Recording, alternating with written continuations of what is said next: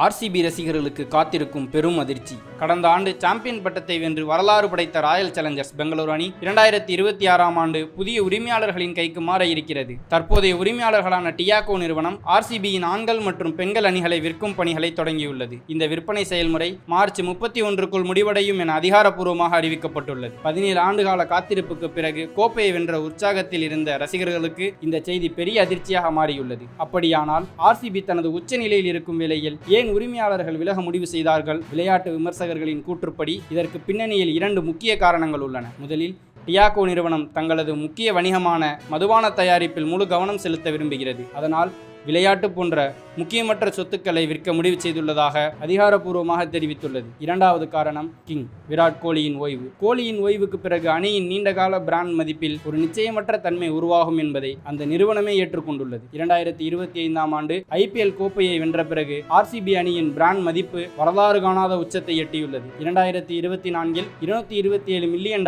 இருந்த அதன் மதிப்பு 18.5% உயர்ந்து 2025இல் $269 மில்லியன் ஆனது. இது IPL அணிகளில் அதிகபட்ச வளர்ச்சியாகும். ஆனால் விராட் கோலியின் ஓய்வு அந்த மதிப்பீட்டில் மாற்றத்தை ஏற்படுத்தக்கூடும் என்பதால் தற்போதைய உரிமையாளர்கள் அணியின் மதிப்பு உச்சத்தில் இருக்கும்போதே வெளியேற முடிவு செய்ததாக கூறப்படுகிறது. அதே நேரத்தில் ரசிகர்களுக்கு ஒரு நல்ல செய்தியும் உள்ளது. கோலி IPL ஓய்வுக்கு பிறகும் ஆர்சிபி அணியின் ஆலோசகராகவோ அல்லது பிராண்ட் தூதராகவோ தொடரலாம் என நம்பப்படுகிறது. இது அணியின் ரசிகர் ஆதரவை நிலைநிறுத்தும் ஒரு முக்கிய காரணமாக இருக்கும். எதுவாக இருந்தாலும் சரி, ஆர்சிபி ரசிகர்களின் இதயத்தில் அந்த அணிக்கான அன்பு மாறாது. புதிய உரிமையாளர்கள் வந்தாலும் அந்த ஒரே நம்பிக்கை எப்போதும் இருக்கும். ஈசாலா கப் நம்தே.